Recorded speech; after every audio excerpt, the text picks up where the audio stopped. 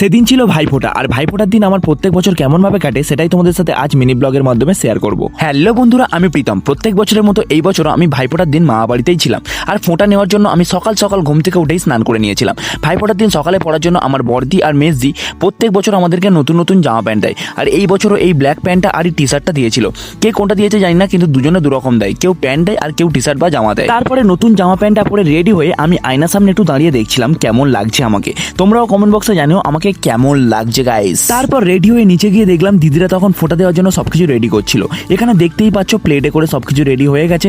তারপর নিচে আসন পেতে দিয়ে আসনের সামনে সব প্লেটগুলো সুন্দরভাবে সাজিয়ে দিয়েছিল, আর এখানে আমরা সব ভাইরাও রেডি ছিলাম ফোঁটা নেওয়ার জন্য। আমাদেরকে ছাড়ো, আমার মামার বাড়ির মেন সদস্যকে দেখো, এটা হচ্ছে আমাদের এমএলএ, আমার ছোট মামা।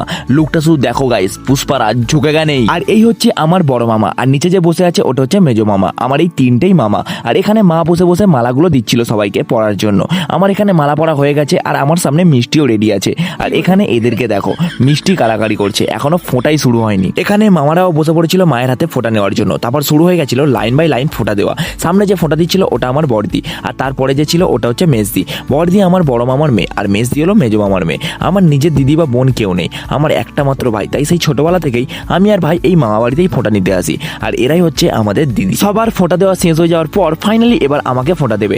আমি একদম লাস্টে ছিলাম। প্রথমে আমাকে বড়দি ফোঁটা দিল, তারপর মেজদি, লাইন বাই লাইন গাইস, এদিক ওদিক হলে চলবে না। আর একদম লাস্টে আমার মামার বাড়ির ছোট মেয়ে, আমাদের ছোট বোন, সে আমাকে ফোঁটা দিল। আমাদের ফোঁটা শেষ হয়ে যাওয়ার পর শুরু হয়ে গেছিল মামাদের ফোঁটা দেওয়া।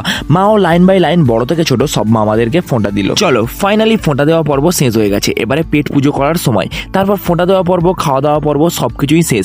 এবার হচ্ছে যে মেন পর্বটা যেটা বাকি আছে, যেটা ছাড়া যে কোনো অনুষ্ঠানই অসম্পূর্ণ, সেটা হলো ফটো তোলা পর্ব। আমাদের ফটো তোলা পর্ব শুরু করেছিলাম আমাদের এমএলএ কে দিয়ে, আমার ছোট মামা, যে অল টাইম ফুল ভাইবে থাকে। তারপর আমরা চার ভাই মিলে একসাথে ফটো তুলছিলাম, আর সেই ফটোটা তুলে দিচ্ছিল আমাদের এমএলএ সাহেব।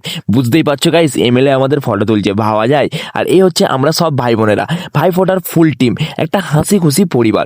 এরকম পরিবার থাকলে আর কি চাই জীবনে, সব কিছু ধন্য।